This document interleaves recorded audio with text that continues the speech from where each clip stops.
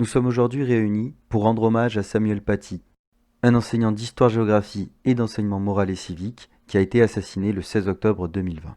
Avant de lui rendre hommage, il semble important de revoir la chronologie des faits qui ont mené à cet assassinat. Samuel Paty enseignait à Conflans-Sainte-Honorine en Île-de-France. Le 5 octobre, dans le cadre du programme, il fait un cours sur la liberté d'expression. Il montre des caricatures publiées par Charlie Hebdo et propose aux élèves qui pourraient être choqués de sortir de la salle ou de fermer les yeux. Le 6 octobre, il fait le même cours dans une autre salle. Une de ses élèves, qui était absente lors de ce cours, accuse Samuel Paty d'avoir été discriminant envers les musulmans de la classe. Le 7 octobre, le père de cette dernière publie sur son compte Facebook un récit du cours dans lequel il dénonce le professeur et demande son exclusion de l'éducation nationale. Ce père d'élève est reçu par le chef d'établissement. Il vient accompagné par quelqu'un qui se présente comme un imam et qui s'avère être un militant islamiste connu. Le lendemain, le père d'élève réitère ses attaques par une vidéo dans laquelle il traite le professeur de voyou en donnant son nom et le nom du collège. Il appelle à la mobilisation et porte plainte pour diffusion d'images pornographiques. La vidéo devient virale et certains commentent en disant que ce n'est pas un professeur, ce n'est même pas un animal. En réaction, Samuel Paty porte plainte pour diffamation. Mais cela n'empêche pas l'apparition d'une nouvelle vidéo le 12 octobre qui est diffusée sur YouTube. Parmi la communauté de haine qui se forme autour de Samuel Paty sur Internet, un jeune homme d'origine tchétchène se rend à Conflans-Sainte-Honorine. Il se fait désigner l'enseignant par des élèves et le décapite. Après avoir revendiqué cet assassinat en publiant une photo sur les réseaux sociaux, il est abattu par la police lors d'un affrontement. Pour résumer la situation, nous avons donc un enseignant d'histoire-géographie et d'enseignement moral et civique qui a été assassiné car il a montré des caricatures du prophète. Une action qui est proscrite dans l'islam. Il semble donc important de rappeler ce que dit la loi française au sujet de la laïcité, de la liberté d'expression et du droit au blasphème. La laïcité en 3 minutes, ou presque. En France, depuis 1801, l'État était lié aux églises par le Concordat. Au cours du XIXe siècle, cela provoque une scission entre une France favorable à la domination de l'Église catholique et une France républicaine indifférente aux convictions des citoyens. Les républicains finissent par l'emporter et créent notamment l'école laïque en 1882. Mais l'un d'entre eux, Émile Combes, défend un contrôle des cultes et s'oppose fermement aux religions. En 1902, alors qu'il est chef du gouvernement, 2500 établissements scolaires catholiques sont donc fermés. En réponse, le Vatican rompt ses relations diplomatiques avec la France en 1904. Le Concordat devient caduc. La nation est alors profondément divisée et la situation est explosive. En 1905, la séparation des églises et de l'État est l'occasion de débats houleux à l'Assemblée nationale. Émile Combes et ses partisans défendent une laïcité visant à éliminer la religion de l'espace public et à contrôler les cultes. Tandis que d'autres députés républicains, menés par Aristide Briand, défendent une loi de compromis respectueuse des libertés individuelles et séparant strictement l'État des cultes.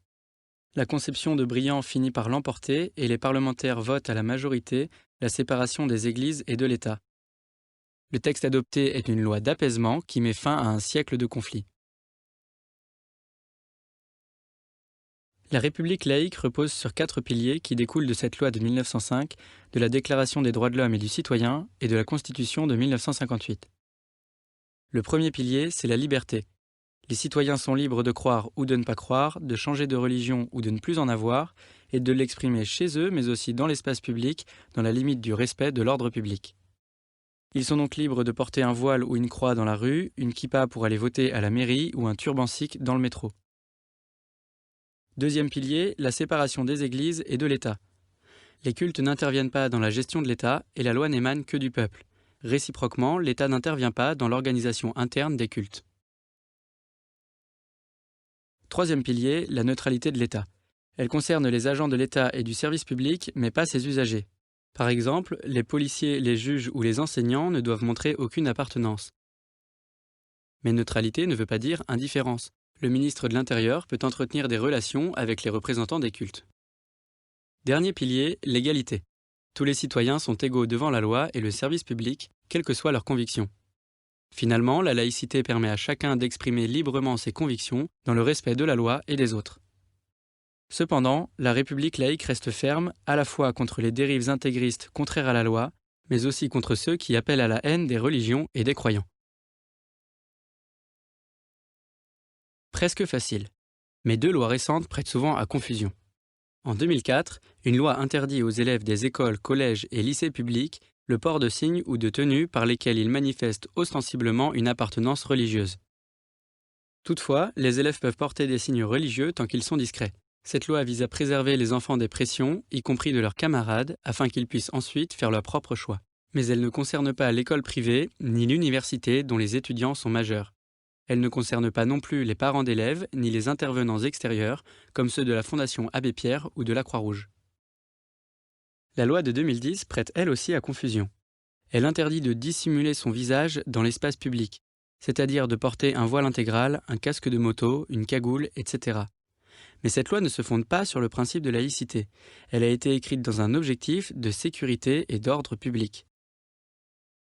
Finalement, la laïcité n'est pas une opinion, mais bien le cadre qui les permet toutes. Être laïque, c'est uniquement adhérer à des lois et des principes.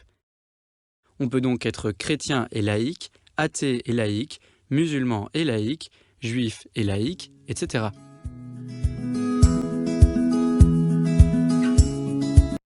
Comme on vient de le voir, la laïcité est un des 4 principes sur lesquels repose la République française. La laïcité française ne lutte pas contre les religions, bien au contraire, elle vise à garantir le libre exercice des cultes.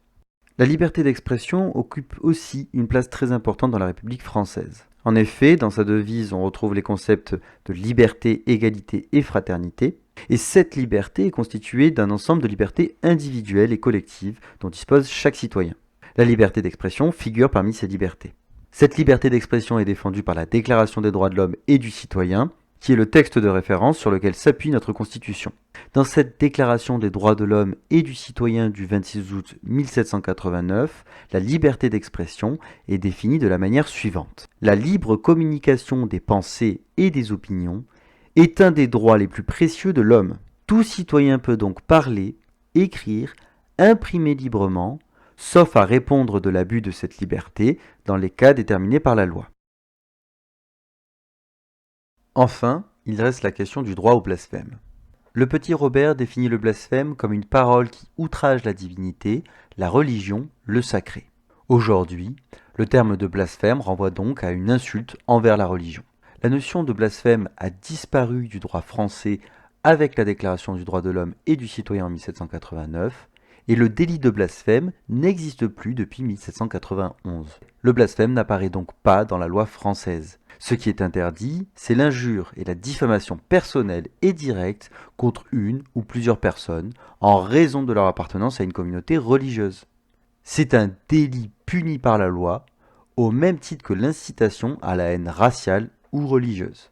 Maintenant que nous avons rappelé les faits et maintenant que nous avons vu ce que dit la loi, il semble primordial de comprendre l'importance de faire un hommage à Samuel Paty. Le mercredi 21 octobre, Samuel Paty a reçu de manière posthume la Légion d'honneur. La Légion d'honneur, qui est la plus haute décoration honorifique en France, vise à récompenser les militaires ou civils qui ont rendu de grands services à la nation française.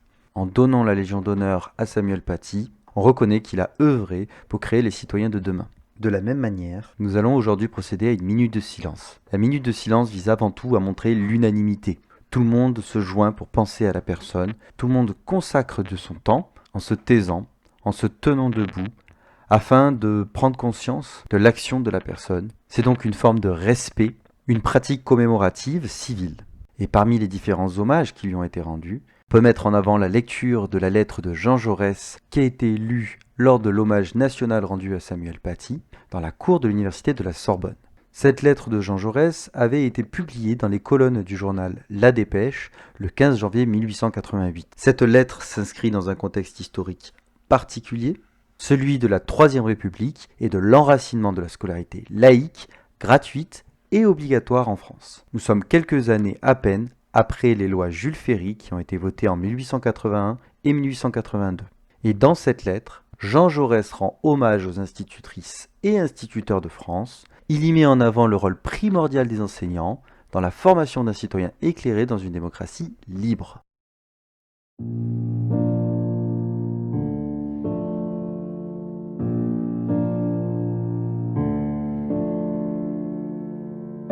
Vous tenez en vos mains l'intelligence et l'âme des enfants.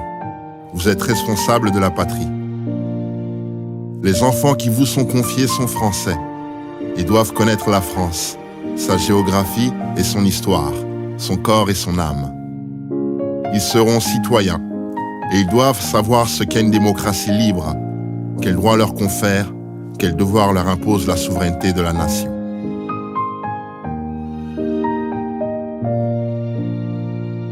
Enfin, ils seront hommes et il faut qu'ils aient une idée de l'homme. Il faut qu'ils sachent quel est le principe de notre grandeur, la fierté unie à la tendresse. Il faut qu'ils puissent se représenter à grands traits l'espèce humaine et qu'ils démêlent les éléments principaux de cette œuvre extraordinaire qui s'appelle la civilisation. Il faut leur montrer la grandeur de la pensée. Il faut leur enseigner le respect et le culte de l'âme en éveillant en eux le sentiment de l'infini qui est notre joie et aussi notre force. Il faut que le maître lui-même soit tout pénétré de ce qu'il enseigne. Il faut qu'il se soit émerveillé tout bas de l'esprit humain. Alors, et alors seulement, lorsque par la lecture solitaire et la méditation, il sera tout plein d'une grande idée et tout éclairé intérieurement, il communiquera sans peine aux enfants la lumière et l'émotion de son esprit. Ah, vous serez plus que payé de votre peine, car vous sentirez la vie de l'intelligence s'éveiller autour de vous. Les enfants ont une curiosité illimitée, et vous pouvez tout doucement les mener au bout du monde. Lorsque vous leur aurez parlé des grandes choses qui intéressent la pensée et la conscience humaine, vous aurez fait sans peine en quelques années œuvre complète d'éducateur. Dans chaque intelligence, il y aura un sommet, et ce jour-là, bien des choses changeront.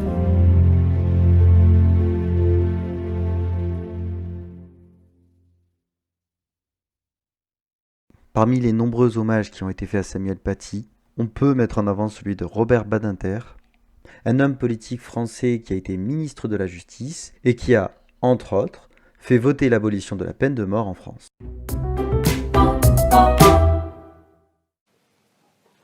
C'est un honneur pour moi de rendre aujourd'hui hommage au professeur Samuel Paty devant vous.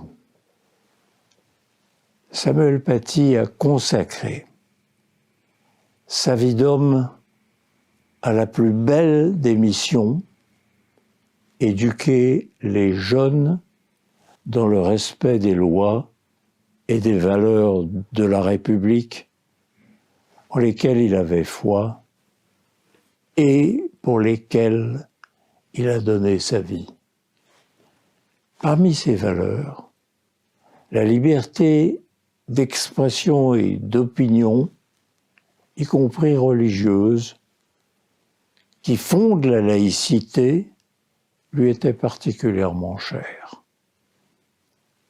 C'est donc de cette laïcité que je veux aujourd'hui vous parler. La laïcité dans notre République, c'est d'abord l'expression de notre liberté, car la laïcité permet à chacun de pratiquer la religion de son choix ou de n'en pratiquer aucune selon sa conviction. La laïcité dans notre République, c'est aussi l'égalité entre toutes les religions. Il n'existe pas dans la République de religion d'État ou de religion officielle. Elle les reconnaît toutes et n'en privilégie aucune. La laïcité de notre République, c'est enfin la fraternité. Parce que tous les êtres humains, femmes ou hommes, quelles que soient leurs croyances ou leurs opinions, méritent une égale considération et appellent un même respect. C'est pourquoi en France, l'école de la République est laïque, car la laïcité garantit à tous les élèves et à tous les niveaux un enseignement consacré au seul culte du savoir et de la recherche qui forge les esprits libres et ouverts au monde. Honorons donc la mémoire de Samuel Paty, héros de la laïcité.